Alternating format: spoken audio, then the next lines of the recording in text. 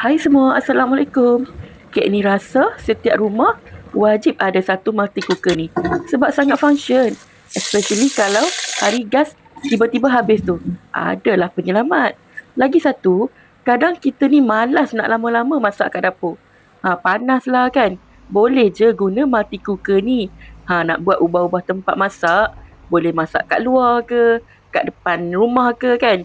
Paling best kalau buat jamuan ramai-ramai tu kan, boleh buat steamboat, panaskan kuah kat meja buffet. Banyaklah guna multi cooker ni. Beli multi cooker Electrova ni. Design ala retro, cantik dengan warna krim, datang sekali dengan tray pengukus. Kapasiti 5 liter, memang besar, boleh muat untuk masak seekor ayam atau masak untuk 5 ke 6 orang. Ni kek ni masak sup sayur telur je.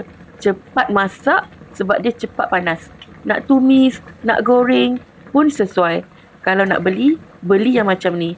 Klik dekat beg kuning.